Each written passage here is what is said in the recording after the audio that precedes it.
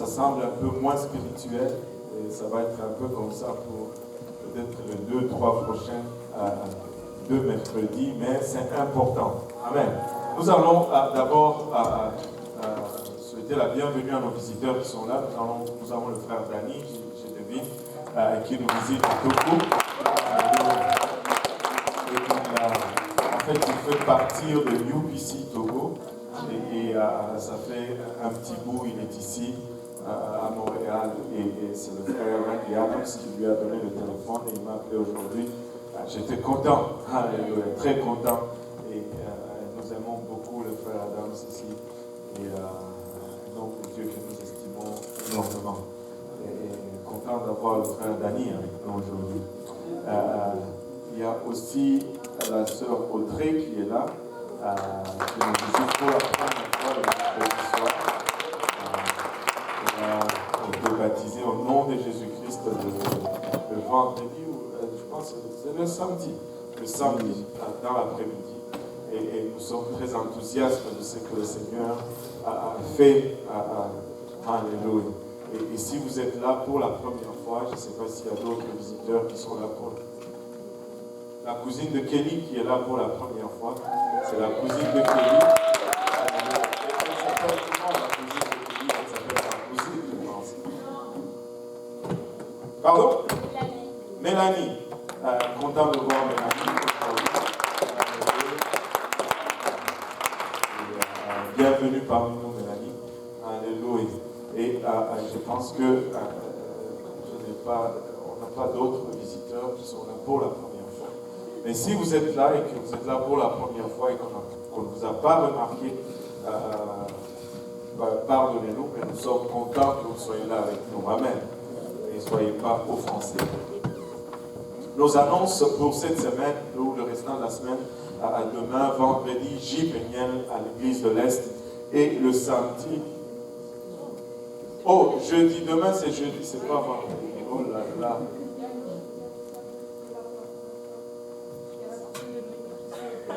Ah, il y a quelqu'un qui suit au téléphone. Ça, on devient technologique. Amen. Alléluia. Gloire au nom de Jésus. Nous lui souhaitons aussi la bienvenue par voie de téléphone. Alléluia. Pardon? La France, elle appelle de la France. Mince. Ah, il faut le faire. Hein? Aïe, aïe, aïe. En tout cas, on va soigner notre français. Ouf, c'est chaud. Bon, on ne peut pas se laisser aller en québécois là. Bon, que Dieu nous aide. Alléluia.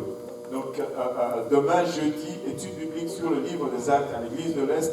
Et vendredi, J. Péniel également à l'église de l'Est. Et samedi, dans réunion de prière, comme d'habitude, à l'église de l'Est, comme ici aussi, également à Saint-Laurent, à partir de 19h. Jeudi, c'est 19h, prière, 19h30, l'étude commence. Et le vendredi, J. Péniel, c'est 19h également. 19h30, le service J. Péniel commence. Et le samedi, c'est de 19 à 21h, réunion de prière. Voilà pour nos annonces. Et voilà la conférence des dames. N'oubliez pas de vous enregistrer. La fête de mer qui s'annonce très, très, très, très bientôt. Oh, ce samedi, c'est le mariage. Amen. L'oublier. Enfin, la sœur Justine m'a allé, mais je n'ose même pas imaginer. Mais il y a mariage ce samedi. Et voilà. Et donc, voilà la fête de mer dans 2 semaines. Et la fête de la Pentecôte également au mois de mai. Et beaucoup d'événements à venir. Et nous anticipons ce que le Seigneur va faire. Et il est en train de faire. Hier soir, on a eu un baptême au nom de Jésus-Christ. Et nous rendons gloire à Dieu pour cela. Alors, nous avions commencé cette étude sur sortir du piège de la dette, la première partie. On va essayer de finir la première partie aujourd'hui, mais j'ai peur qu'il y a assez de matériel ou de matière pour que nous puissions repousser cela. Nous avions commencé la session passée ou le mercredi il y a 2 semaines avec la question prise grâce qui concernait quel était l'achat le plus stupide que vous ayez jamais fait. Et nous avons entendu toutes sortes d'histoires. Mais nous avons vu dans le livre de Proverbes 22, verset 7, nous dit le riche domine sur le pauvre et celui qui emprunte est l'esclave de celui qui prête. Quand tu es endetté, tu es esclave de ton emprunteur. Ce n'est pas la volonté de Dieu que nous vivons sous le fardeau de la dette. Nous avions regardé également le mercredi, il y a 2 semaines, 6 signes de danger qui nous avertissent que nous sommes en voie de tomber dans le piège de la dette si nous ne sommes pas déjà tombés dans le piège de la dette. Le premier signe, c'est que quand nous commençons à vivre sur le crédit, au lieu de payer comptant, c'est que nous sommes pris dans le piège de la dette. Nous ne pouvons pas avoir une balance sur notre carte de crédit que nous n'arrivons plus à payer, ou quand nous commençons à payer juste le minimum sur notre carte de crédit, c'est-à-dire le paiement en retard ou le paiement minimum dû tout simplement, c'est le deuxième signe de danger d'être pris dans le piège de la dette. Troisième chose, c'est difficulté de donner sa dîme ou d'épargner. Ça, ce sont aussi 2 choses qui nous indiquent que nous sommes surchargés de dettes. Nous devons être à mesure d'épargner, nous devons être à mesure de donner notre dîme. 4e chose qui semblait ne rien avoir du tout avec la parole de Dieu, mais ça a tout à voir avec la parole de Dieu, c'est que quand on est incapable de payer ses impôts, ou quand on commence à faire de manigances pour ne pas payer ses impôts, ça c'est un autre signe que nous sommes sous le fardeau de la dette. Les dépenses extravagantes, quand nous commençons à chercher une raison ou à justifier certains achats, ce n'est pas bon. Nous sommes en train de nous mettre sous le piège de la dette. Quand vous commencez à chercher des idées rapides pour vous enrichir, c'est là où nous nous sommes arrêtés il y a 2 semaines. Ce n'est pas une bonne idée. Si vous n'êtes pas déjà endetté, ceci va vous mettre sous le fardeau de la dette. Quand vous commencez à chercher à gagner l'argent rapidement. Et si vous êtes déjà endetté et que vous cherchez les voies rapides pour sortir de la dette, vous êtes au fait en train de vous mettre en bonne position pour louper votre coup. Au fait, pour demeurer encore dans la dette. Ça va encore vous enfoncer davantage dans la dette. Il n'y a pas de façon rapide de gagner l'argent.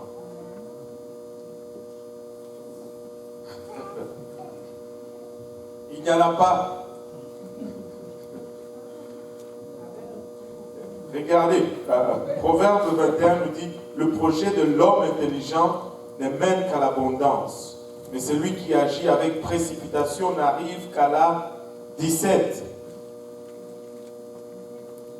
À la disette. Voilà la France. Le projet de l'homme diligent ne mène qu'à l'abondance. Tu dois planifier, tu dois projeter et ça va prendre du temps. Mais celui qui agit avec précipitation n'arrive qu'à devenir plus pauvre. Si vous n'avez pas compris, disette, c'est plus pauvre. Quand vous êtes endetté, il est facile de commencer à vivre dans un monde imaginaire. Et vous vous dites quelconque façon, tout ceci va s'arranger. Mais la vérité est que ça va prendre à peu près autant de temps que ça vous a pris pour vous endetter, que pour vous sortir de la dette. Et cela est souvent proportionnel. C'est une loi fondamentale et qui fonctionne comme ça pour toutes les finances.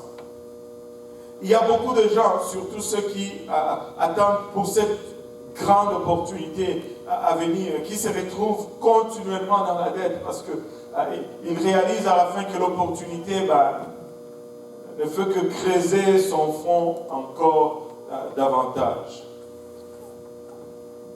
Et ils vont rester dans la dette pendant des décennies et juste à attendre cette opportunité. Nous vivons dans le monde de l'entrepreneuriat. Les gens vont dire, oh, je veux pas travailler pour quelqu'un d'autre. Je vais être un entrepreneur. Je vais partir mon propre business. C'est digne et c'est louable. Mais comment faire la différence entre un bon entrepreneur et un pas bon entrepreneur? C'est que le bon entrepreneur, il va faire de l'argent. Si tu ne fais pas de l'argent, tu n'es pas un bon entrepreneur. Ferme ton entreprise et va travailler pour quelqu'un. C'est aussi simple que ça. Oui, mais cette affaire est une bonne opportunité. C'est une grande opportunité. C'est l'opportunité de ma vie. En fait, vous avez besoin de vous impliquer dans cette affaire. C'est tellement bon. Si je manque ça, c'est fini, quoi. Voici quelque chose que vous devez entendre qui va être peut-être dur, mais qui va peut-être vous choquer. Mais regarde, si tu commences à penser comme ça, considère combien de temps cela fait que tu es dans les dettes. Considère combien de fois il y a eu cette grande opportunité, mais que ça n'a jamais matérialisé et que tu es encore dans les dettes aujourd'hui. Si tu avais juste commencé à travailler un travail normal depuis ce temps, tu serais déjà sorti il y a longtemps de ta situation. Oh boy.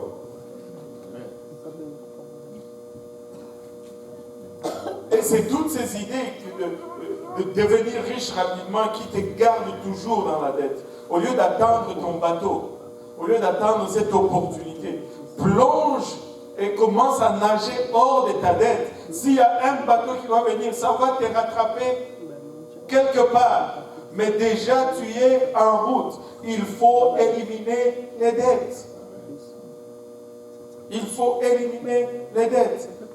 Écoute, prends une décision, commence à agir. Cesse de vivre dans un monde de fantaisie. Commence à agir. Il y a un nom pour les gens qui jouent à la loterie. Je pense qu'on a parlé de ça la dernière fois. On les appelle comment? Pardon? Pardon? Les perdants. Voilà. Ceux qui jouent à la loterie, on les appelle les perdants. Ben oui. Ils perdent tout le temps. Vous avez une meilleure chance de vous faire frapper par une météorite en sortant du service ici que de gagner à la loterie.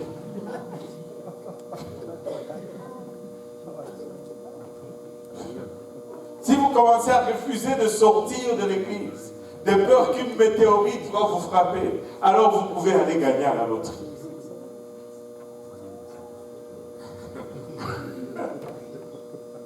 Même pas la foudre, une météorite. Mais certaines personnes placent tout leur espoir dans la loterie. Et la folie vraiment du jeu de loterie, c'est vraiment payer quelque chose pour rien. Et ils payent, et ils payent, et ils gaspillent pour rien.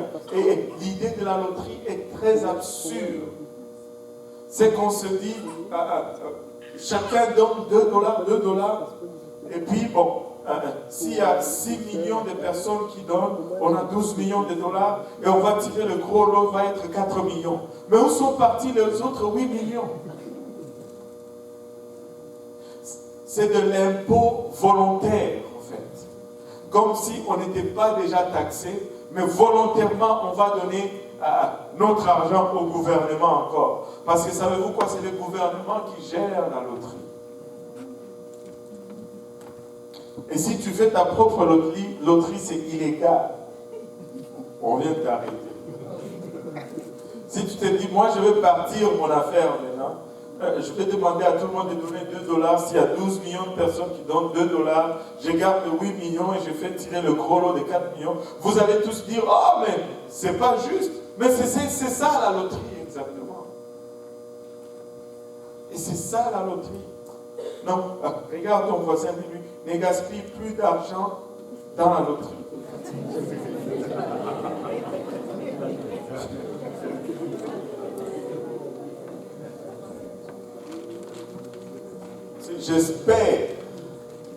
J'espère de tout cœur que le billet de loterie qu'on voit à l'entrée de la porte là, c'est juste un passant qui l'a échappé là. Amen. Ce n'est pas un enfant de l'église ou que ça a été amené là du dépanneur par le vent et ça a été là. J'espère. L'enfant de Dieu ne joue pas à la loterie. Amen. La Bible nous met en garde contre la pensée même de la loterie. Regardez Ecclésiaste 5.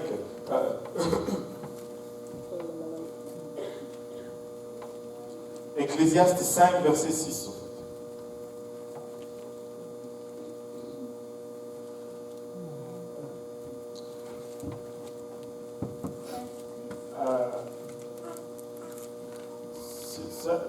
Donne-moi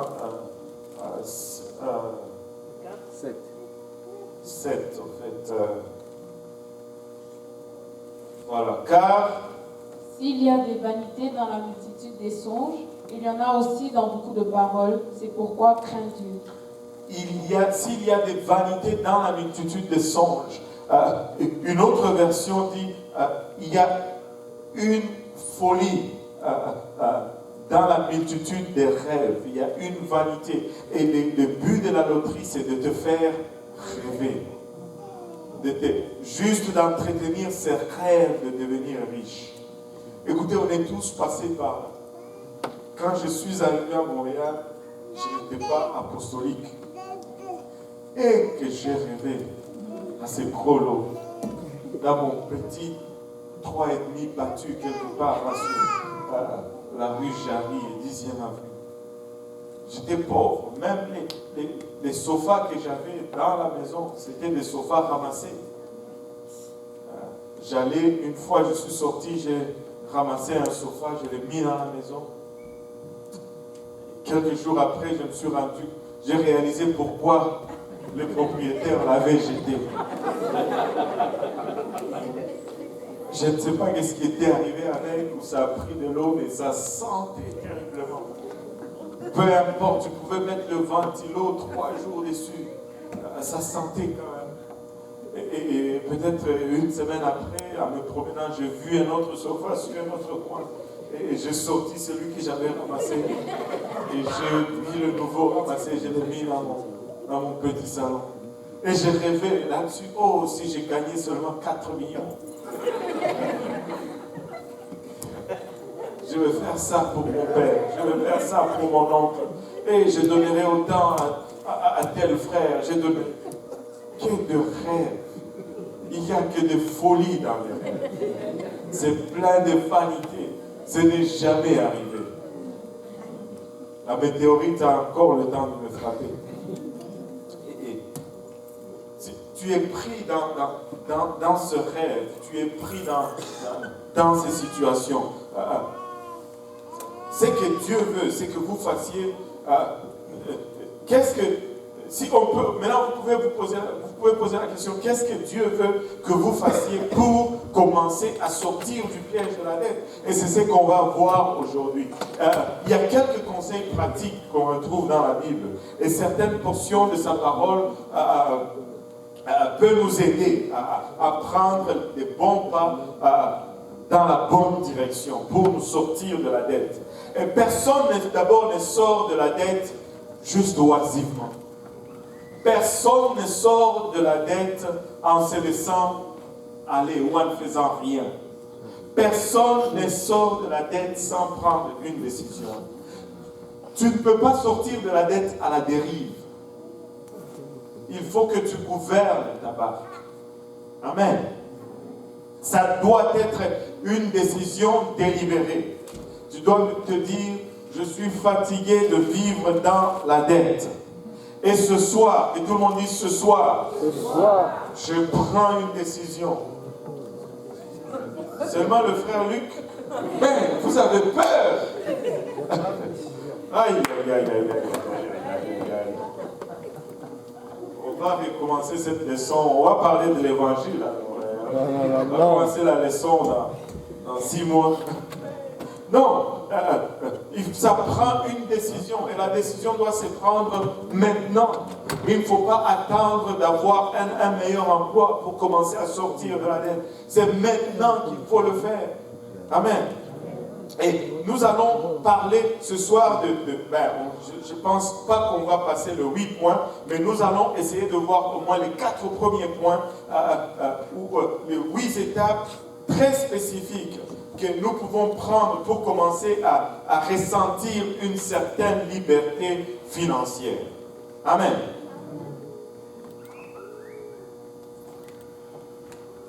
Êtes-vous déprimé? Non.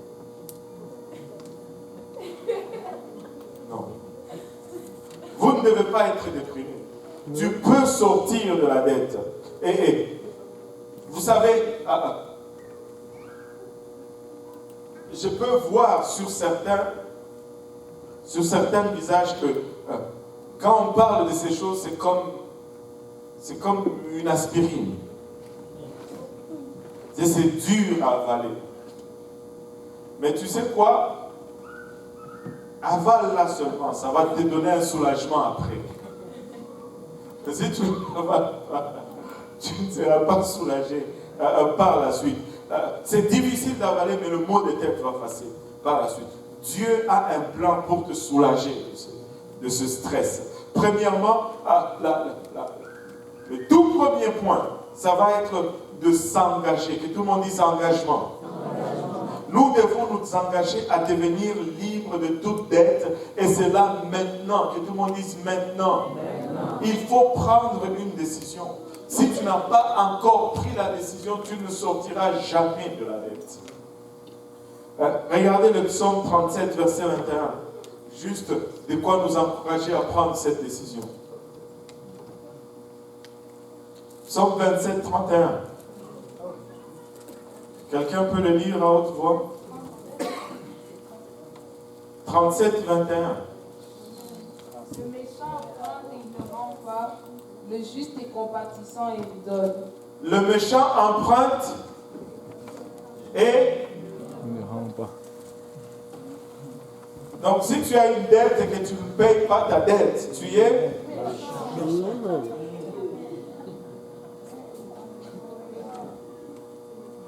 le méchant emprunte et il ne rend pas. Allô? Et tout commence par un engagement. Je m'engage à rembourser. Et je vais en finir. Dieu dit qu'emprunter et ne pas rembourser, c'est méchant. C'est pas bon. Hop là. Pourquoi? Parce que tu dis, mais pourquoi est-ce que je suis méchant? De toute façon, j'ai emprunté à la banque. Ah! Tu fais du tort à quelqu'un quelque part quand tu ne rembourses pas ce que tu as emprunté. Votre décision fait forcément mal à celui qui vous a emprunté ou à celui que vous devez rembourser. Et cela vous fait aussi mal. Cela vous lie en quelque sorte. Et surtout ici au Québec, où tout est enregistré. Laissez-moi vous donner un bon conseil. Même si tu avais une dette de 10 000 $, par exemple, et tu rembourses 9 987, il te reste 13 $. Rembourse les 13 $.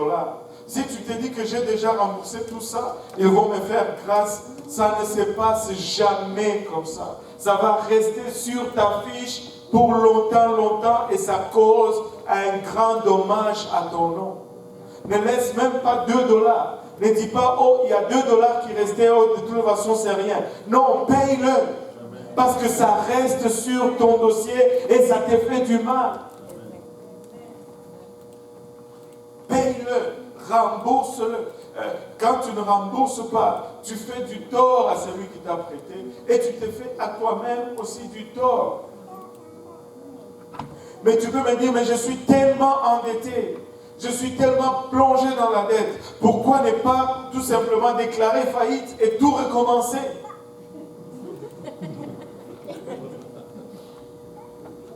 Ça, c'est une phrase dangereuse. Recommencer quoi? Les dettes encore.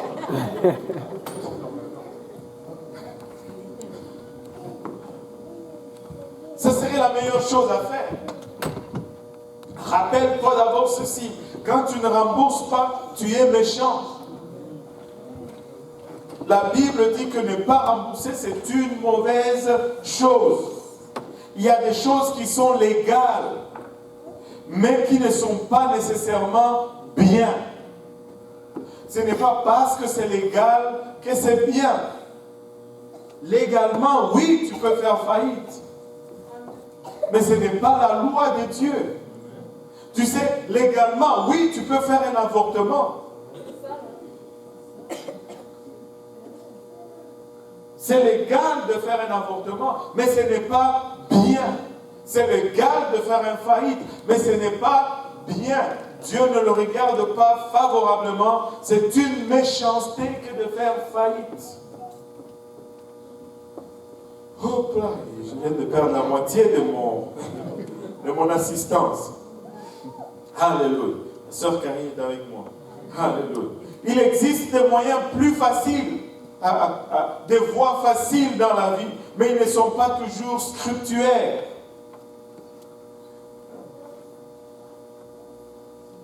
Je peux m'enrichir facilement, mais ça peut ne pas être agréable à Dieu. Amen. Ce n'est pas parce que c'est légal que c'est bien. C'est pourquoi si vous regardez tous ces trucs pour s'enrichir rapidement, qui ont une structure pyramidale, ce n'est pas bien. Tu sais, oh, moi, je vais m'engager à acheter ici et je vais chercher d'autres personnes qui vont acheter à la même place, mais ces personnes seront en dessous de moi. Et plus je bâtis, la base grandit, plus ceux qui sont au top s'enrichissent. Ce n'est pas légal, parce que quelqu'un, quelque part, se fait toujours rouler. Parce que c'est lui qui entre. Il entre toujours avec l'idée de se faire beaucoup de l'argent rapidement, encore. Mais le problème, c'est que s'il n'y a plus personne à recruter, ceux qui sont entrés en dernier, ils se rendent compte que, bon, ils sont en train de rien gagner dans cette affaire. Et ils vont sortir. Et ceux qui étaient rentrés avant eux se retrouvent à la dernière ligne. Ils regardent aussi à gauche, à droite, ils disent, ben, on ne fait plus rien. Et comme la pyramide est montée, elle va s'écrouler. Ce n'est pas une façon biblique. La Bible dit, tu mangeras à la sueur de ton front. Il faut travailler pour gagner. Travaillez et prenez de la peine. C'est le fond qui manque le moins. Alléluia. Qui se rappelle de la fontaine? Un riche laboureur s'entend sa mort prochaine. Puis venir, c'est en fait.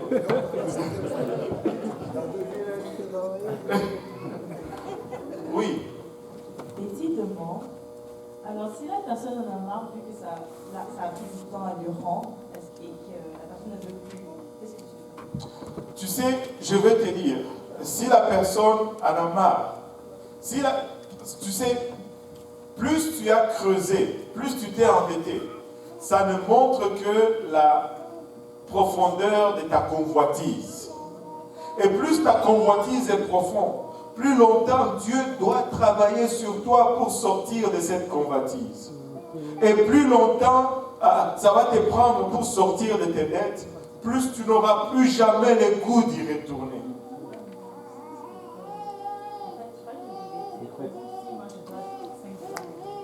Oui. Ça fait 3 ans que je vais donner 5 dollars. Mais là, maintenant, quand j'ai le 5 dollars, plus de net, seulement, laisse seulement, je suis même fatiguée. Ben, Qu'est-ce que tu fais? Tu gardes ça, l'argent? oui, mais c'est parce que t'en fais cadeau. Ça, c'est... Bon, il n'y a pas de litige là-dedans. Mais quand même, garder 3 ans, peut-être 5 dollars, c'est pas trop chrétien.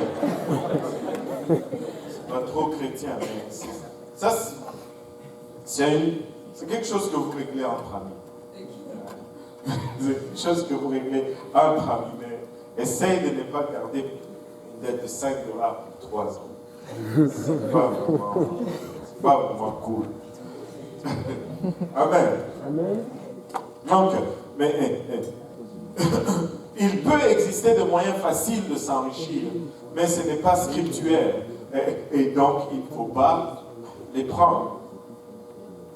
Ça ne fait pas partir de la Bible, ce n'est pas biblique. Je vais dire peut-être que ce n'est pas biblique.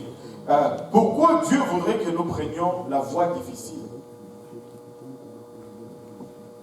Tout d'abord, parce que Dieu veut que nous remboursons les gens à qui nous devons. Parce que Dieu se soucie aussi de ces gens-là. Des fois, nous pensons que Dieu se soucie de nous. Et nous avons emprunté. Mais vous savez quoi? Dieu se soucie aussi de celui qui nous a prêté.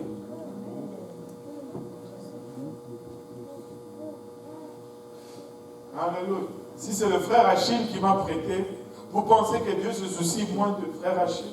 Non, il se soucie aussi de lui. Et je dois lui rembourser parce que Dieu ne serait pas content de le voir attristé, d'être privé de ce qu'il a gagné. Deuxièmement, à raison de ce que cela fait à nos cœurs. Tu sais, quand tu finis de rembourser un prêt, il y a un sentiment de satisfaction, un sentiment du devoir accompli. Parlez-en au pasteur Serge, il va vous le dire. Alléluia. Tu sais quoi, aujourd'hui c'était midi quelque, j'ai appelé ma femme, je lui ai dit, chérie, on a fini de payer notre van. J'ai payé le dernier paiement. Et je ne suis pas plus riche, mais je me sens plus libre. Amen.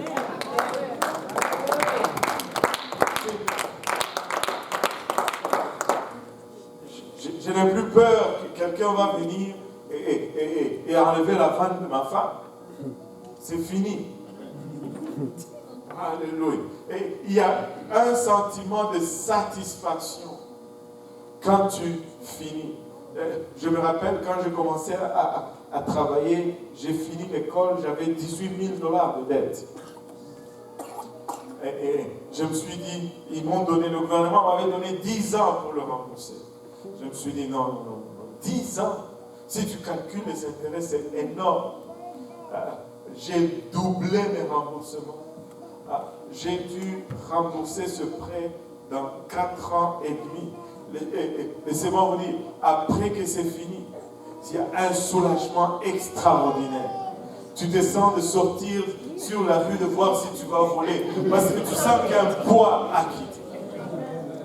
Un poids à quitter. Tu sais, tu n'invites plus personne. Tu sais, quand tu dois, par exemple, tu dois, mettons, 200 $ au frère Luc. Comme lui s'assoit toujours là, avec sa femme, toi tu commences maintenant à entrer par ici, dans l'église.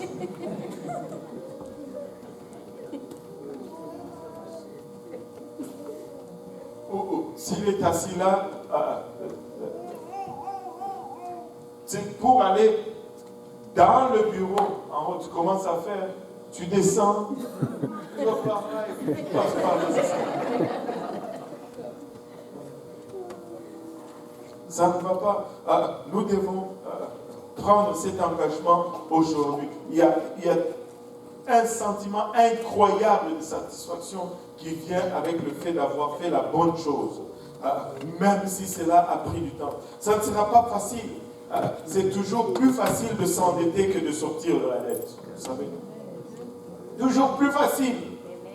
il faut un engagement, il faut de la discipline. Et ça va prendre une gratification différée. Très souvent, ce qui nous met dans la dette, c'est parce que nous voulons avoir la gratification maintenant. Nous voulons conduire cette voiture maintenant. Nous voulons ce type de chaussures maintenant. Non, ça va prendre qu'on attend. Il faut de la persévérance et surtout il faut du caractère. Que tout le monde dise caractère. Il faut du caractère. N'importe quel imbécile peut s'endetter. Mais il faut une personne de caractère pour prendre un engagement à sortir de la dette. Vous savez,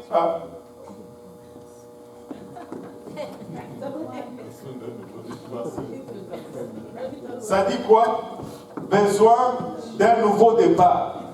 Ça ne dit pas dette. Ça dit besoin d'un nouveau départ. Et si on ouvre cela, j'ai déjà fait l'expérience à l'église de l'Est. Je voulais le faire la première session, mais on n'a pas pu. Si on ouvre cela, le mot dette ne va paraître nulle part. Ça va toujours être, faites vos projets maintenant. Faites-vous plaisir maintenant.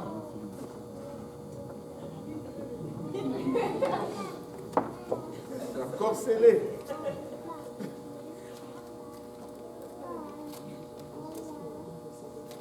Ça, c'est la façon la plus facile. Et vous savez, c'est quoi les taux d'intérêt là-dessus? 19,9% toujours.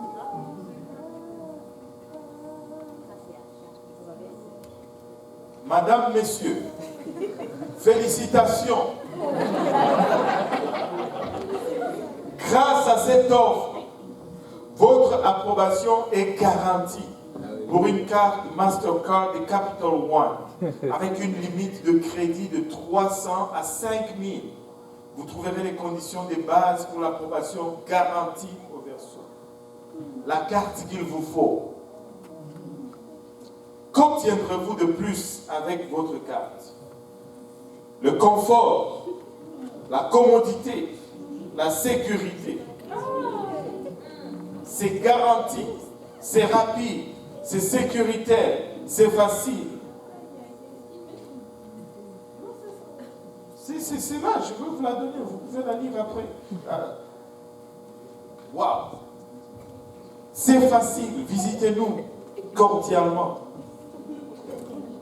Qu'avez-vous dans le portefeuille?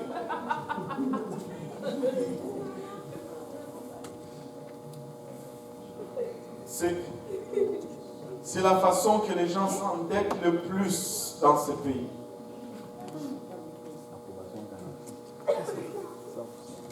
Deuxième point de comment sortir de la dette facilement. Deuxième point. Commence par payer Dieu. Dis d'abord payer Dieu. Et à te payer toi-même. Me payer moi-même. Tu dois commencer par payer Dieu et te payer toi-même. D'abord, tu t'engages à sortir de la dette. Après, tu t'engages à payer Dieu et à te payer toi-même. On va dire ceci. Voici un bon plan de gestion financière. Dès le départ, vous donnez à Dieu les 10 premiers pourcents, c'est-à-dire la dîme de tout votre revenu. Et ensuite, vous payez le second 10%, c'est-à-dire vous épargnez 10% de votre revenu. Oui, c'est ça, se payer soi-même. Et de cette façon, vous créez une marge financière pour vivre. On va appeler ce plan le plan 10-10-80. 10-10-80.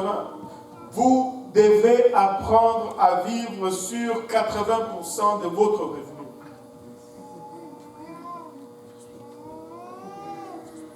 « 80% de votre revenu. » Écoute, si tu as 80% à l'école, hein? Tu peux vivre avec 80%.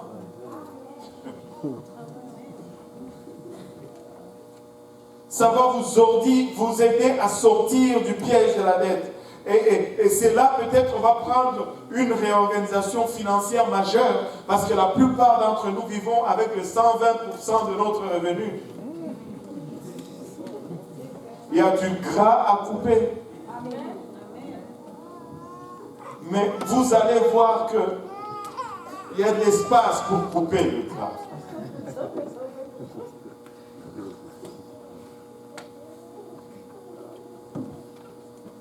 Ça vaut la peine. Ça rapporte grandement. Je vais vous donner quelques exemples. J'ai rentré les chiffres là sur Internet avec les calculateurs d'épargne et d'intérêt.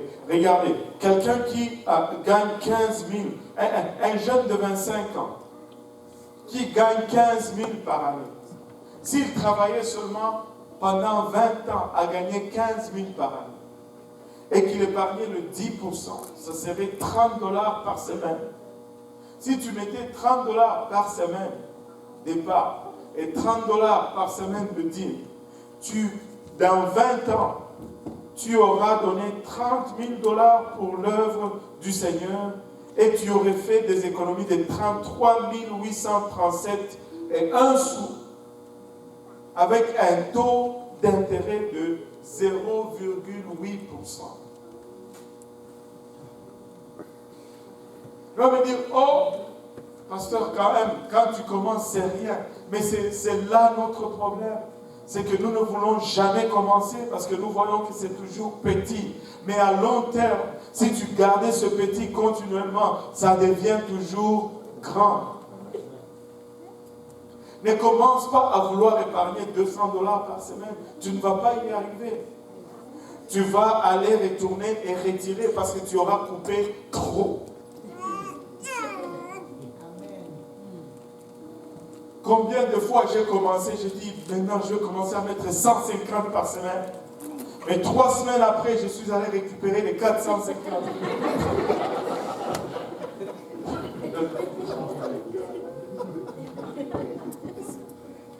Commence avec 10, 20, 30. Et tu verras que tu vas y arriver. Parce que le but, c'est que tu te donnes d'abord une discipline. Tu ne peux pas.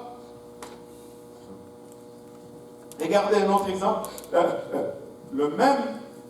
La même personne, si elle faisait 30 000 par année, 10%, ça serait 60 $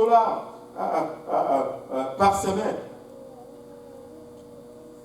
Elle aurait donné dans 20 ans 60 000 $ à l'œuvre du Seigneur. Et dans 20 ans, elle aurait économisé 67 674 $ et 2 sous. En mettant le 10% de côté. Et si tu fais 60 000 par année, c'est 120 $ par semaine que tu mets de côté. Et 60 000 $ par année, c'est quelqu'un qui fait 30 $ de l'heure. En 20 ans, tu aurais donné 120 000 $ à l'œuvre du Seigneur, mais en 20 ans, tu aurais économisé 135 348 $ et 3 sous. Et ça, c'est à un taux d'intérêt de 0,8%. C'est-à-dire le plus bas. Les taux sont bas. Et si tu montes ce taux d'intérêt à 2%, c'est fou ce que tu peux économiser pendant tous ces temps. Certains vont dire, ah, mais pasteur, c'est dur, les coupes dans le gras. Et tu sais, j'ai parlé une fois à un conseiller financier, je veux juste vous lancer ça comme ça, en passant. Il y en a qui aiment amener les canettes, qui aiment boire le soda. Et chaque jour, après, quand il est à son travail, il va dans la machine à coke, il met $1, il pèse, ça tombe, et il va, il est content. Demain, il va encore $1.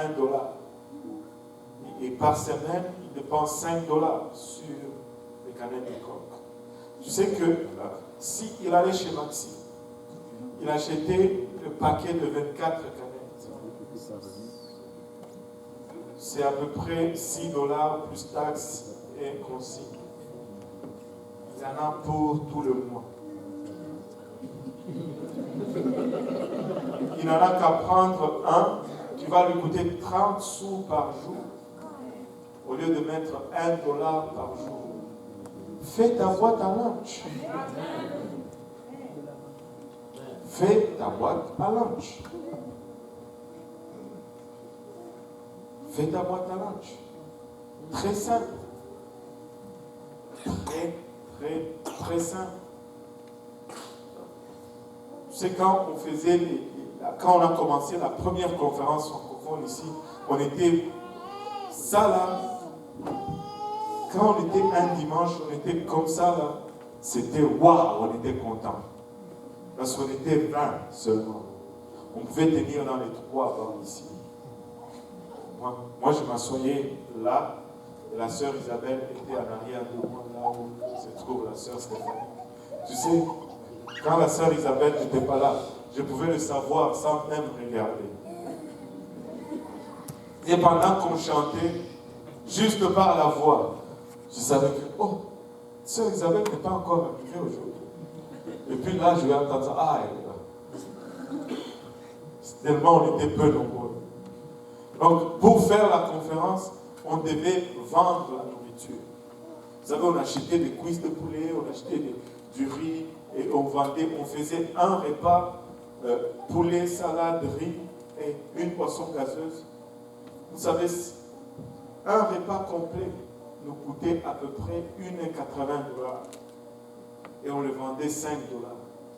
Tu sais, le plat que tu vas toujours acheter au restaurant ou à la cafétéria, qui te coûte $15, $20, si tu fais le même plat à la maison, ça va te coûter peut-être $4 à $5. Amen. Cuisine. Amen.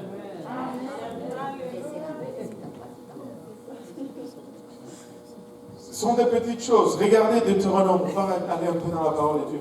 Deutéronome. Tu me dis, ah, pasteur, vous aussi, la dîme, voilà, vous faites toute cette étude juste pour prendre notre argent. Loin de là, notre pensée. Regardez Deutéronome. Deutéronome 14, verset 23.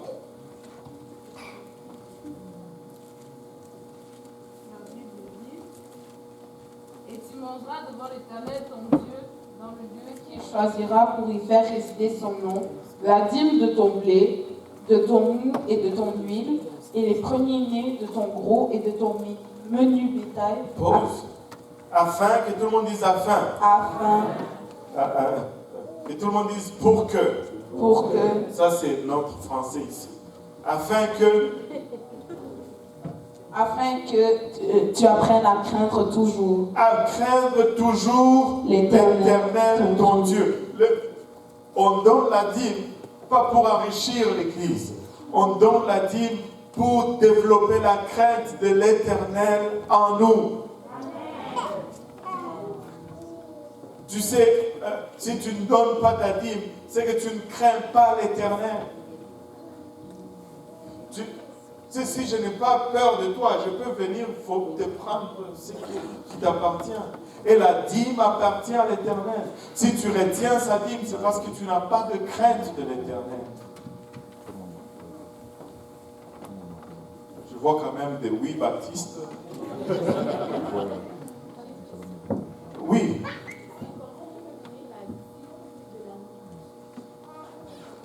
Parce qu'à l'époque, c'est rendu facile pour nous.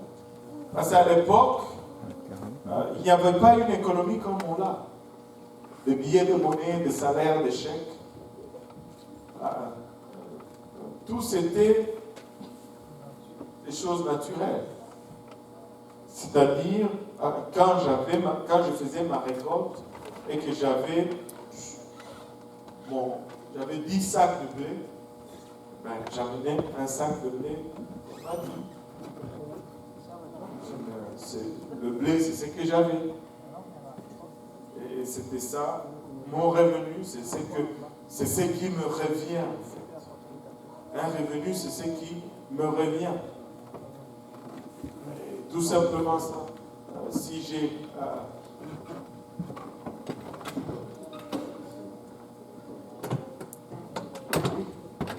Mais le verset parle de manger la dîme devant l'Éternel.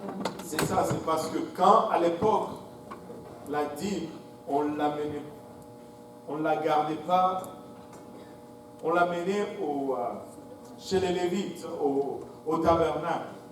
En fait, c'est ce qui faisait vivre les Lévites. Mais quand ils amenaient la dîme, le Lévite faisait un festin d'une portion de ce qu'ils ont amené.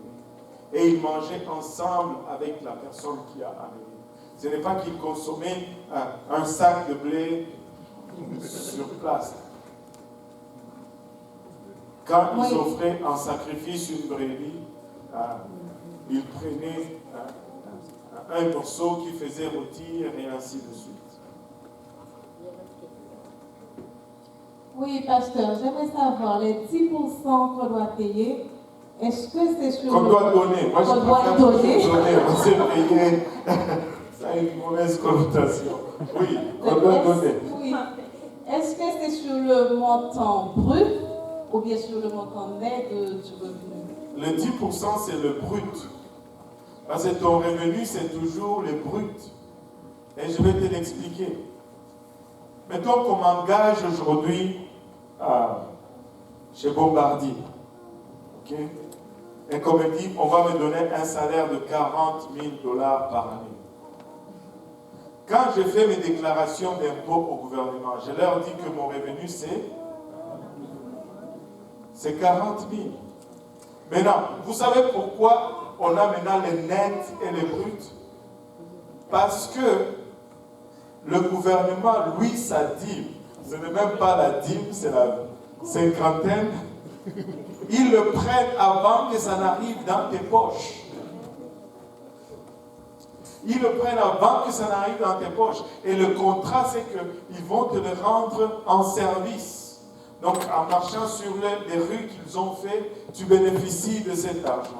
En utilisant les hôpitaux qu'ils ont construits, tu bénéficies de cet argent. Et c'est ça le contrat que nous avons avec le gouvernement. Maintenant, si tu dis, je vais payer sur cette monnaie seulement, c'est comme si tu te dis, bon, j'ai mon salaire, je vais d'abord acheter les chaussures, je vais m'en servir pour aller travailler. Maintenant, la différence qui me reste, parce que je n'ai pas mangé ça, là je vais payer la dîme là-dessus. Non, ça c'est... La dîme, c'est sur ton revenu. Écoute, non seulement ton revenu, moi je pense que la dîme, c'est tout ce que je perçois. Si quelqu'un me donne 100 $, je donne 10 $ de dîme là-dessus. Et croyez-moi, quand j'oublie, ma femme me le rappelle toujours. Elle est très stricte là-dessus. Dieu merci pour ma femme. Amen. Et si quelqu'un me donne 10 $, ok, le frère Serge dit, oh pasteur, je t'aime beaucoup, voilà 10 $. Je sais que 1 $ revient à Dieu. Et c'est quoi le principe là-dedans? C'est que je reconnais que cette bénédiction me vient de la part de Dieu, tout simplement. Oh boy. Quand on parle de l'argent, le Saint-Esprit prend toujours la porte d'après. Mais vous savez, c'est comme on l'a dit la fois passée. Le seul sujet dont la Bible parle plus que l'argent, c'est l'amour. L'amour, c'est le premier sujet dont la Bible parle le plus. Le deuxième sujet, c'est l'argent. Si vous mettez les deux sujets, vous savez, l'amour du mal, l'amour de l'argent, plutôt, et la racine de... Donc quand on adresse la question de l'amour, aimez-vous les uns les autres. Quand on adresse la question de l'argent, on s'évite presque tout le mal. Amen. Amen. Donc, travaillons sur cette partie. En fait, je veux savoir, pour le $, est-ce qu'on le donne genre en dîme ou en... C'est un dîme. Écoutez, la dîme, c'est la dîme. La dîme, c'est le 10% de tout ce que je vais encaisser. On met ça dans une enveloppe, comme genre... Pour le bien de ces pays, on met dans l'enveloppe et on écrit sur dîme $1.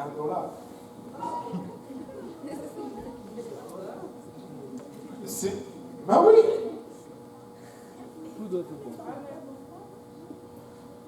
Non, parce que je veux donner comme la dîme et je la donne comme dîme. L'offrande, c'est l'offrande. L'offrande, il n'y a pas de limite avec l'offrande. Oui, mais je pensais que c'était plus un principe, en fait, dans le sens où, Oui. par exemple, je sais que c'est juste peut-être... Oui, je comprends ce que tu veux dire. Mais le principe, c'est que je sais que c'est la dîme. C'est pourquoi j'ai mis sur l'enveloppe. Ça, c'est mon principe. Ce n'est pas que si tu le mets dans l'enveloppe, si tu ne le mets pas ça dans l'enveloppe, Dieu va penser que ce n'est pas la dîme. Non, Dieu connaît. Mais pour le bien de la gestion de l'Église, savez-vous, je vais vous dire une autre chose, que les gens, très souvent, surtout quand on vient d'autres pays, on ne comprend pas très bien. C'est très nécessaire de donner ses offrandes et sa dîme avec l'enveloppe. Pourquoi? Parce qu'à cause des abus, oui, à cause des abus, le gouvernement contrôle les églises. À chaque année, on doit faire un rapport de ce qui est entré et de comment on a utilisé cela. Et vous savez, le gouvernement peut venir dans l'église et reculer 3 ans en arrière et nous demander de sortir toutes ces enveloppes que vous faites là. On les garde au moins pendant 3 ans. C'est la 4e année qu'on les détruit parce qu'ils peuvent venir à n'importe quel moment et demander de justifier cela. Maintenant, quand la majorité des dons est fait comme le gouvernement le demande, c'est plus facile et ça passe facilement avec le gouvernement. Mais si il commence à y avoir plus d'entrées qu'on ne peut pas justifier, on peut nous suspecter de blanchissage d'argent. Ce n'est pas bon. On ne va pas, comme on dit, devenir fou là-dessus, mais ce sont des choses qu'on doit faire pour rester en ordre avec le gouvernement. En fait. Ce n'est pas que si on ne donne pas avec l'enveloppe, on va en faire. Pas du tout. Pas du tout. Et aussi, nous venons des fois de certains pays où la parole de Dieu n'est pas considérée par le gouvernement. Mais ici, c'est le cas. Donc, les États ici étaient fondés sur la parole de Dieu. C'est qu'ils prennent en considération ta participation financière dans l'Église. De sorte que quand tu as donné, tu as supporté l'Église, à la fin de l'année, l'Église doit te remettre un reçu d'impôt. Et ce reçu d'impôt, tu l'inclus dans tes déclarations d'impôt. Le gouvernement va te rembourser un peu d'argent qu'ils t'ont pris. Mais là, la crainte de la plupart des gens qui viennent ici, ils disent, mais pasteur, moi j'ai donné à l'église, je ne veux pas qu'on me rembourse. Non, ce n'est pas ça du tout. Fais-le, s'il te plaît. Réclame-le au gouvernement. Je vais t'expliquer. Parce que quand tu travailles, tu fais 40 000 par année. Mettons. Si tu regardes ce qu'on t'a coupé en taxes et en impôts, c'est 20 000 $ que le gouvernement a pris. Il te reste techniquement 20 000 $. Mais si tu as été fidèle avec tes dîmes et tes offrandes, tu auras au moins un reçu d'impôt de 5 000 $. Et si tu prends ces 5 000 $, tu les mets dans tes impôts, le gouvernement va dire, tout le long de l'année, on t'a pris de l'impôt pour 40 000 $ et c'était 20 000 $. Mais toi, tu as donné 5 000 $ à l'église. Donc, tu t'es privé de 5 000 $ de tes revenus. On va déduire cela de tes revenus.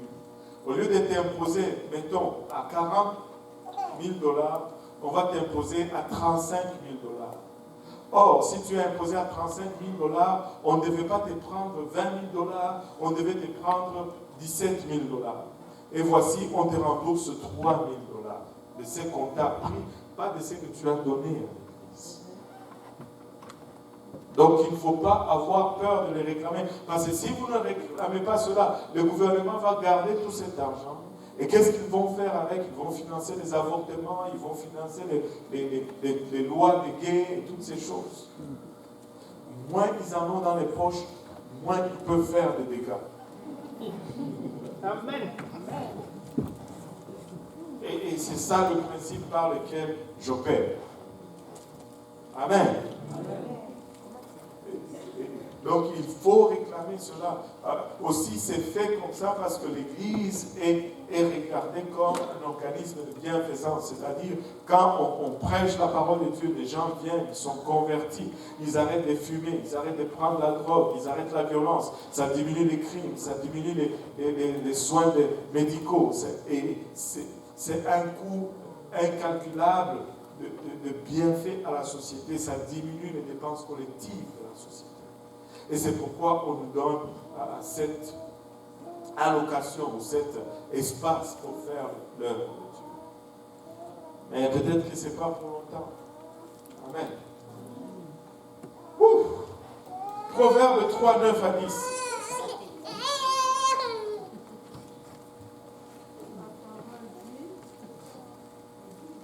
Honore l'Éternel avec tes biens et avec les prémices de tout ton revenu.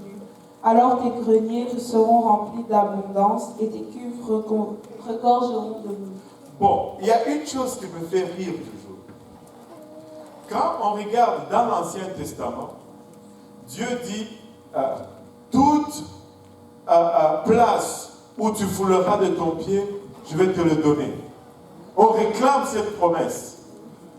Oh, ne me lâchez pas. On réclame cette promesse. On dit, waouh! Je ne sais pas pour toi, mais moi et ma maison, nous servirons l'Éternel. On réclame cette promesse.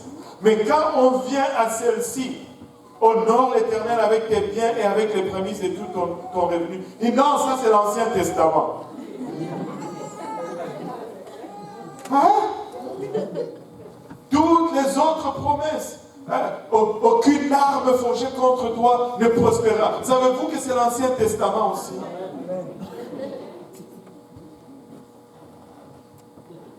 Mais pourquoi? Maintenant, on va pour le Seigneur.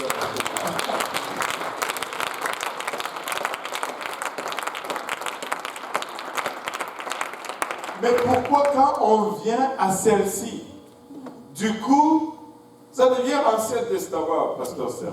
Je n'ai jamais compris cela. Il honore l'Éternel avec tes biens et avec les prémices de tout ton revenu. Il dit de tout ton revenu.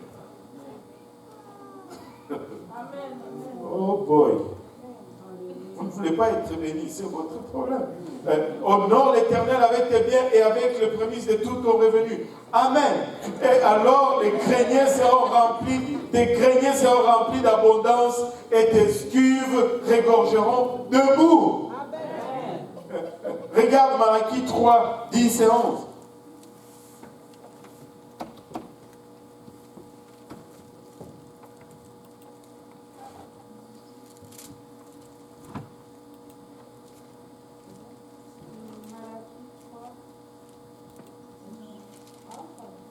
Apportez à la maison du trésor toutes les dîmes, afin qu'il y ait de la nourriture dans ma maison.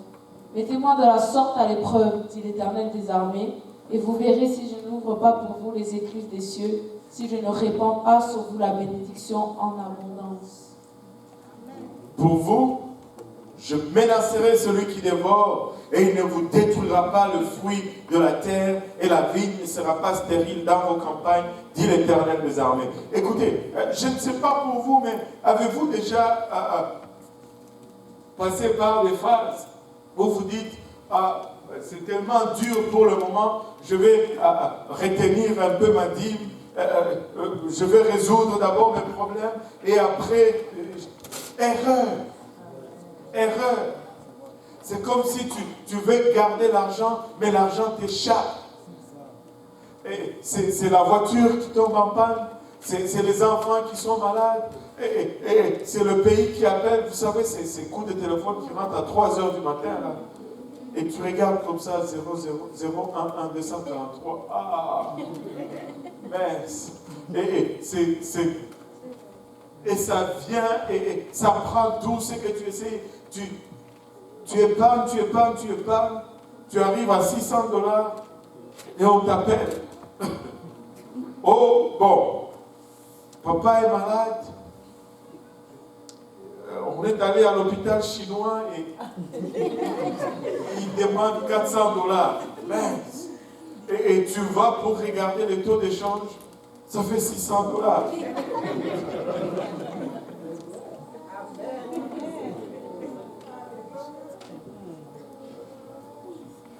Mais parce que tu veux voler Dieu, tu te soustrais de la bénédiction. Il dit, apporter à la maison du trésor. J'avais argumenté avec un jeune, j'en avais parlé la fois passée. Il dit, apporter à la maison du trésor, ça s'applique seulement à l'Ancien Testament. Bon, on a déjà parlé de l'Ancien Testament, mais il disait ceci, que la maison du trésor, c'était la dîme des Lévites. C'est les Lévites qui devaient amener leur dîme dans la maison. Et cet enseignement est populaire en Afrique. Et toujours par des pasteurs qui demandent plus d'offrandes que des dîmes. Tu sais, ils ont juste changé d'étiquette. Ils vont dire non, pas des dîmes, mais c'est des 30-40% d'offrandes. Et ils vont demander de l'offrande pour tout. Pour maman pasteur qui voyage, offrande. Pour le loyer de pasteur, offrande. Pour tout. Et ils n'ont pas froid aux yeux avec cela. Mais si on opérait seulement sur le principe de la Bible, non.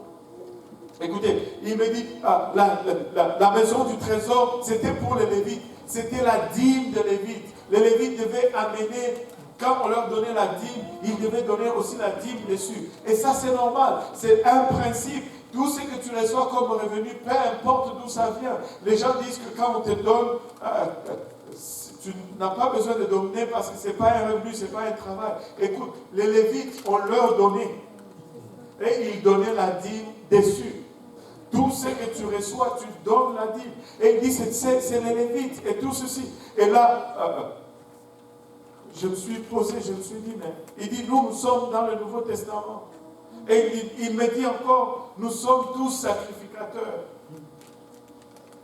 Je dis, allô, ça veut dire nous sommes tous Lévites. Donc, nous devons tous donner la dîme.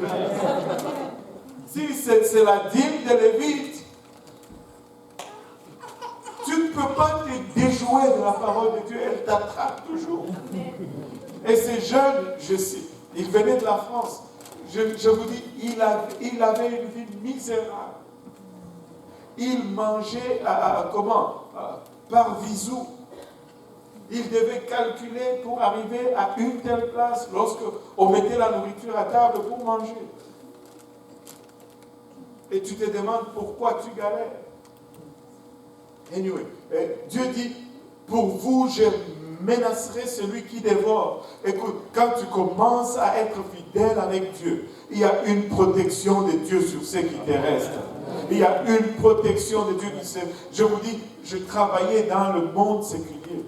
J'avais 2 fois et demi plus que je faisais lorsque j'ai commencé à travailler pour Dieu. Mais c'était toujours difficile. La différence, ce n'est pas combien tu fais. La différence, d'abord, c'est la main de Dieu. Tu sais, je ne vis pas bien parce que je fais beaucoup d'argent. Je vis bien parce que la main de Dieu est sur moi. Tu peux avoir beaucoup d'argent et souffrir malade et ton argent ne t'apporte même pas la guérison. Et tu dépenses et tu dépenses et tu dépenses à n'en plus finir. Il y a des gens extrêmement riches qui mènent des vies extrêmement misérables. C'est la main de Dieu. C'est la main de Dieu. Ils disent tous, c'est pour l'Ancien Testament. Regardez le Nouveau Testament, 1 Corinthiens 16, verset 2. La Bible dit que chacun de vous, le premier jour de la semaine, mette à part chez lui ce qu'il pourra, selon sa prospérité. Selon comment? Sa prospérité. Alléluia. Il y a une version qui traduit ceci, selon ce que Dieu t'aurait permis de gagner. Et c'est quoi la mesure de Dieu? La mesure de Dieu, c'est toujours selon ton revenu et tu donnes un pourcentage qui est le 10% selon ton revenu, selon sa prospérité. Afin qu'on n'attende pas mon arrivée pour recueillir les dons. Je pense, est-ce qu'il y a quelqu'un qui a la version Louis II 21? Quelqu'un qui a Louis II 21 ici? Alléluia, lis-moi ça. Que chacun de vous le dimanche, Le premier jour de la semaine, le dimanche. Quand est-ce que je dois apporter ma dîme à l'église? Mais le dimanche. Amen. Le dimanche. Que chacun de vous, le le dimanche, mette de côté chez lui ce qu'il pourra, en fonction de ses moyens, afin qu'on n'attende pas mon arrivée pour récolter les dons. Wow. Oui. Je peux voir la question venir. Ok, mais je parlais avec quelqu'un qui parlait, cette personne me disait que quand c'est selon sa prospérité, c'est-à-dire c'est selon ce que tu Ce que tu veux. C'est comme, donc tu vas donner comme tu veux. Et puis là, Non. Il n'a pas dit selon le désir de ton cœur, il a dit selon ce que tu as gagné. Et il n'y a qu'une mesure. La dîme, c'est la seule mesure qui est selon ce que tu as gagné dans la vie. Parce que la Bible, la dîme, c'est toujours selon ce que tu as gagné. Si ce n'était pas ça, il allait dire selon ton plaisir. comment tu fais avec les cartes cadeaux? Je comprends pas. Payer si tu as une carte cadeau. Une carte, des cartes Mastercard, ça, mais cadeau. Tu sais, on se casse toujours la tête sur ce qui devient comme naturel. Je vais vous avouer que moi, je ne suis pas encore arrivé au point où, par exemple, hier, quand je suis allé faire une étude biblique à Pierrefonds, après, on m'a donné un bol de riz et un autre bol, il y avait un poisson. Je n'ai pas encore trouvé un moyen de donner la dîme là-dessus.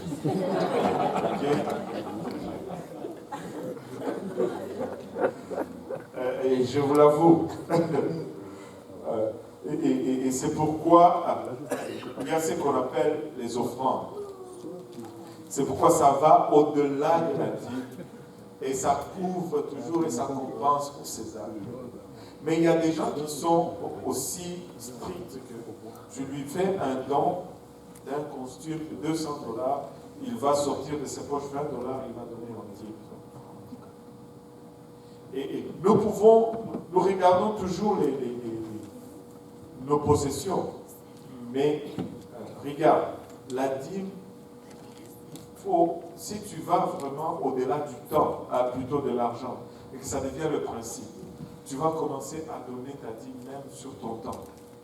Et c'est là où tu rentres vraiment dans la dimension de bénédiction et d'abondance avec Dieu. Quand tu te dis, le Seigneur m'a donné 24 heures, dans ces 24 heures, je vais lui consacrer 2 heures et 46 minutes ou quelque chose comme ça. Il y en a qui l'ont calculé au point. C'est-à-dire en prière, en évangélisation, en lecture de la parole de Dieu, en service pour son œuvre. Je retourne cela au Seigneur. C'est pourquoi 1 heure de prière par jour, ce n'est pas exagéré. Ça ne fait même pas 10%. Oui, mon Mathilde.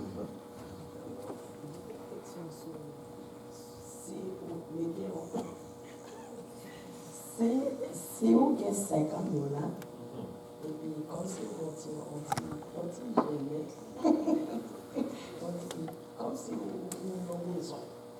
Et puis, mais on dit au côté, mais on mettait intérieur. Mais c'est combien qui est intérieur quand on était sous ça? Ok.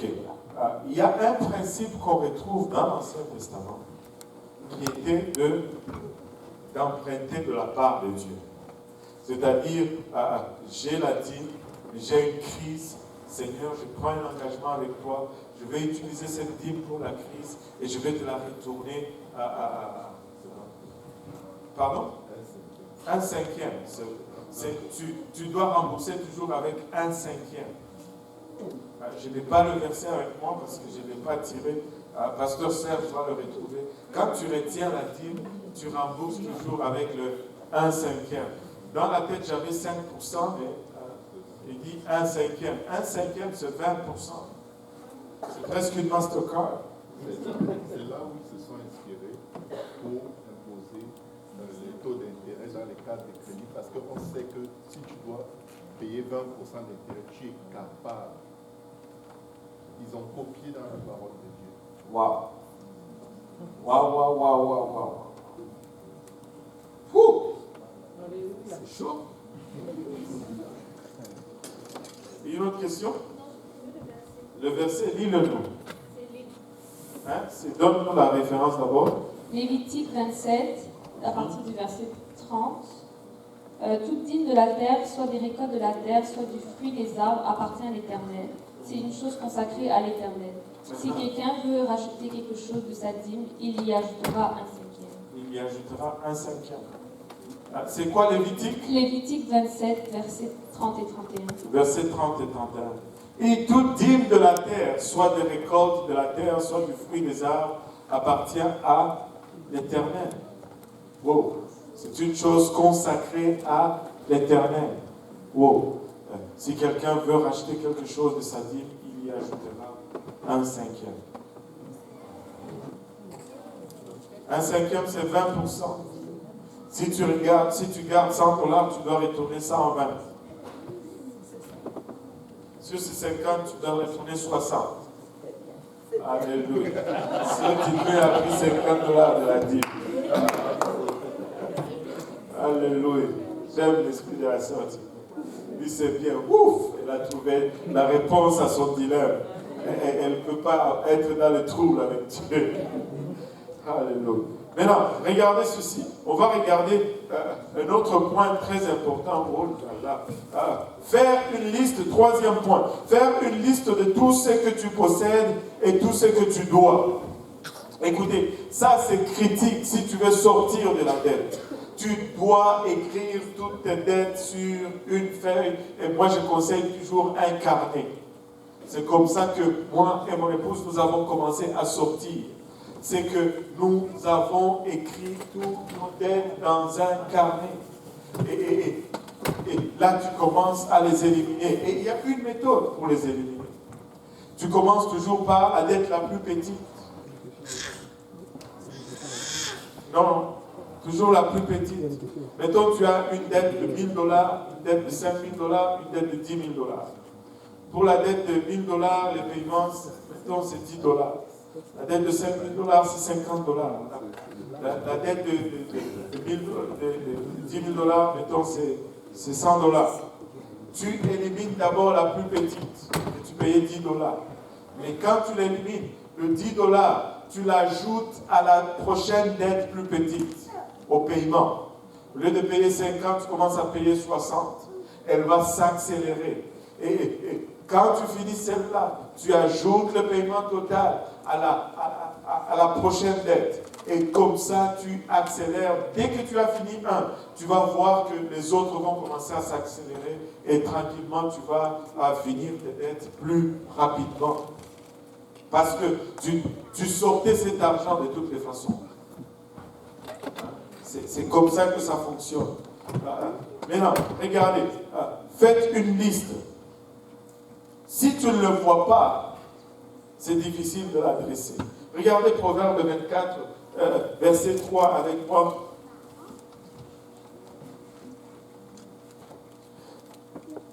Il dit, c'est par la sagesse qu'une maison s'élève et par l'intelligence qu'elle s'affermit. Si tu lis ce verset dans une traduction plus courante, ça dit, c'est par une planification sage qu'on bâtit une maison. Et c'est par la connaissance des faits qu'on l'affermit. Ce que tu ne connais pas, c'est difficile de l'adresser. Il faut écrire ses dettes. Et je sais que très souvent, nous avons peur d'écrire nos dettes. Parce que quand on les regarde, ça nous fait mal. Il y en a qui sourient parce qu'on a déjà adressé cela. Écoutez, nous avons tous cette mauvaise habitude. Quand nous voyons nos enveloppes des relevés de cartes de crédit qui arrivent, on n'ose même plus les ouvrir. Qui ne les ouvre pas? Avouez. Mais ça, c'est la pire des erreurs. Parce que si tu n'ouvres pas, tu ne sais pas. Il faut ouvrir et que ça te fasse mal et que ça te pousse à le payer. Il faut les ouvrir. Parce qu'on est tellement traumatisé, mais on ne veut plus les regarder. Tu sais, la peur qu'on évite de voir est moins grande que la peur est plus grande, je veux dire, que la peur qu'on accepte de voir et qu'on confronte. Il faut écrire ses dettes. Il faut écrire d'un côté ses dettes et de l'autre côté ses revenus. Mais il faut le faire. Vous devez expérimenter le moment dans votre vie où vous venez à la réalité de ce que vous confrontez. Si vous ne réalisez pas ce que vous confrontez, vous n'allez pas être à mesure de l'adresser adéquatement. Nous ne voulons pas voir nos dettes, nous ne voulons pas faire cette liste parce que nous avons peur. C'est comme ceux qui ont peur du rapport de médecin. Je ne veux pas aller à l'hôpital parce que j'ai peur que le médecin me dise que j'ai un cancer. Oui, mais cela ne fait pas disparaître le cancer. Ça, c'est comme penser comme l'autruche. Ça, c'est que l'autruche fait. Quand il voit un lion, il met son cou dans le sable. Parce qu'il pense que si lui ne voit pas les lions ne le voient pas non plus.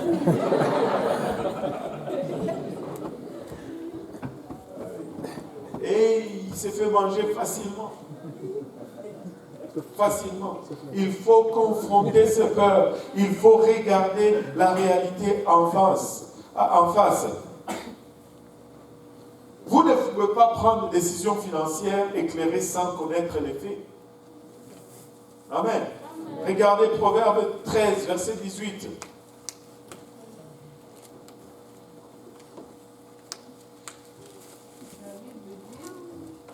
La pauvreté et la honte sont le partage de celui qui rejette la correction. De celui qui rejette la correction. Quand on te corrige, tu ne veux pas. Écoute, quand c'est relevé vient, c'est une correction. Quand tu vois que ta balance monte, c'est une correction. Ça te chicote. Et si tu ne veux pas accepter la correction, la pauvreté et la honte te guettent. Mais c'est lui qui a égard à la réprimande est honoré. Écoutez, nous faisons face à une génération qui ne veut plus être corrigée. Tout le monde sait tout.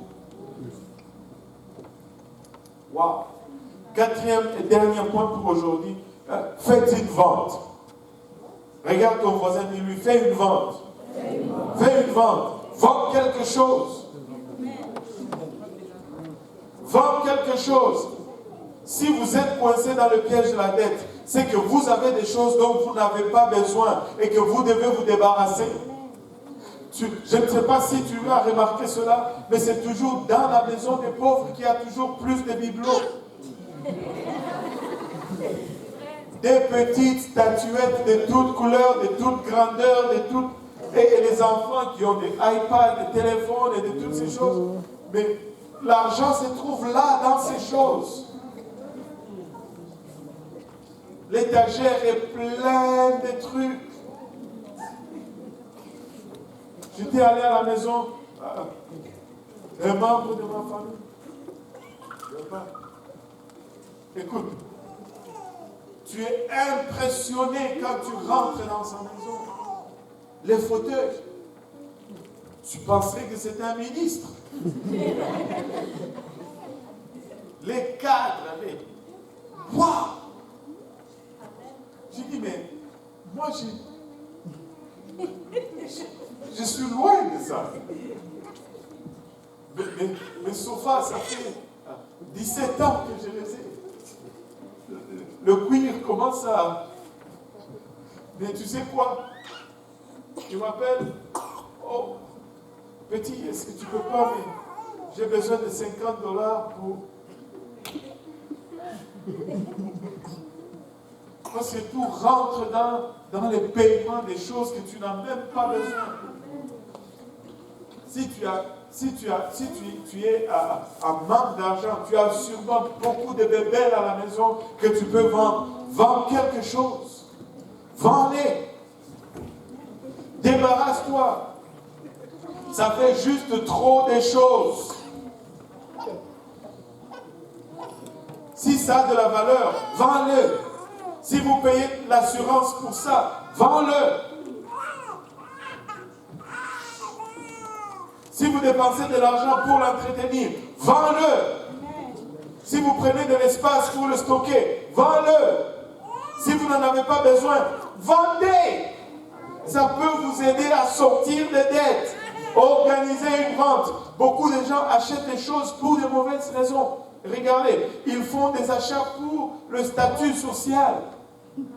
Pour qu'on dise qu'ils ont ça, ou qu'ils ont fait ça. Ils veulent que les gens disent, waouh, regardez ce qu'ils ont.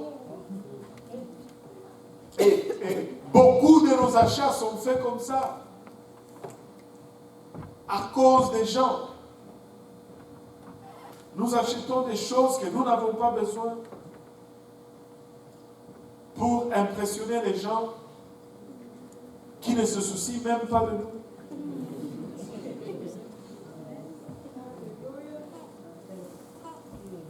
S'il y a quelque chose dans votre vie que Dieu vous a dit de vendre et que vous dites, je ne peux pas le faire, la Bible a un mot pour cette chose. Une idole. Il y en a pour qui leur idole, c'est leur voiture. Dieu dit, vends. J'ai besoin. Une idole, c'est quelque chose que nous avons mis devant Dieu dans notre vie, cherchant qu'elle nous apporte une reconnaissance, un statut, une satisfaction ou un bonheur. Laissez-moi vous dire, seul Dieu apporte la reconnaissance, seul Dieu apporte le vrai bonheur, seul Dieu, alléluia, amène la vraie satisfaction. Tu ne peux pas trouver cela dans des choses. C'est pourquoi quand tu commences à acheter, tu peux acheter toute la ville et tu ne seras jamais satisfait. Tu sais, cette nouvelle voiture, c'est juste le temps que tu l'achètes, que tu as la satisfaction de l'acheter. Mais une semaine, 2 semaines après, ça redevient encore à la normale, comme lorsque tu ne l'avais pas. Ces nouveaux vêtements, c'est toujours seulement le moment de l'achat, mais après l'avoir porté une fois, cette satisfaction n'est plus là. Seul Dieu satisfait. Seul Dieu satisfait. Seul Dieu peut combler le vide que tu as en toi. Tu ne peux pas les combler dans le matériel. Vendez ces choses. Vendez ces biens que vous avez achetés pour les statuts et achetez à la place quelque chose simple qui répond tout simplement aux besoins. Quelque chose de simple qui répond tout simplement aux besoins. Et le surplus de l'argent, payez vos dettes. Regardez le dernier verset, Ézéchiel 27, nous dit,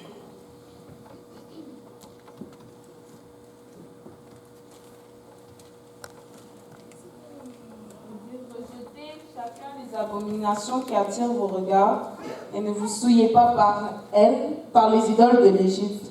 Rejetez chacun les abominations qui attirent ses regards. Écoutez, nous voulons acheter pour être regardés. Dieu dit, rejetez ces abominations qui attirent ses regards. Ces choses inutiles que nous avons, non pour satisfaire un besoin, mais pour attirer un regard. Vendez-les. Vendez-les.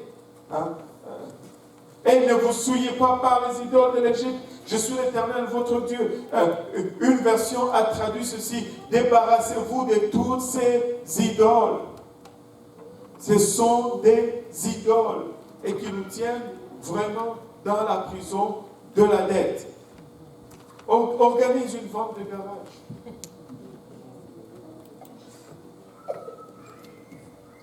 Organise une vente de garage. Je parlais à un frère dernièrement. Il a perdu son auto dans un accident. Il s'est acheté une autre voiture maintenant. Très simple. Il dit, pasteur, je suis content. Maintenant, je paye 25 $ par mois d'assurance sur ma voiture. Vous savez, le restant de l'argent, il économise. Amen. Vous savez, avec cette voiture, ça fait la même chose que l'autre faisait avant. Il part de la maison, il arrive au travail et il vient à l'église. La même chose, pareil. Mais seulement il n'y a pas de paiement mensuel.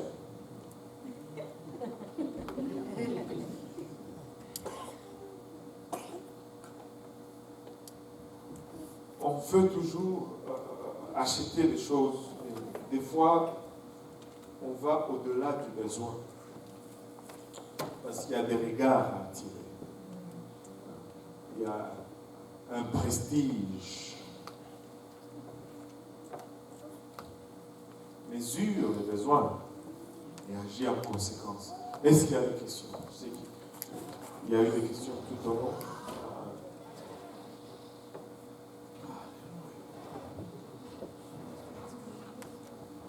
On va continuer 4 autres points. Comment sortir de la dette la semaine prochaine. Il y a une question ici. Une dernière. Oui. Oui.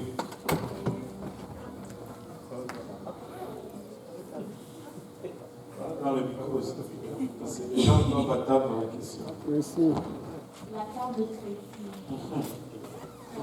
c'est pour les besoins qu'on a une carte de crédit. Comment est-ce qu'on peut gérer ça? Si c'est pour les besoins qu'on a une carte de crédit, on a un problème. On travaille, on a un salaire pour combler nos besoins. La carte de crédit, c'est toujours un piège. Et je comprends que dans la société dans laquelle nous vivons, nous devons utiliser les cartes de crédit pour se faire un nom, pour s'acheter une maison par la suite. Mais ce n'est pas une raison de vivre sur la carte de crédit. Au fond, si tu vis sur la carte de crédit, même la maison, ils vont te la refuser quand tu voudras l'acheter. Quand tu as une carte de crédit, tu t'assures toujours d'avoir l'argent dans tes poches. De sorte que quand tu payes avec la carte de crédit, tu payes directement la balance de ta carte de crédit. Tu dois la garder à zéro. C'est la meilleure façon d'utiliser la carte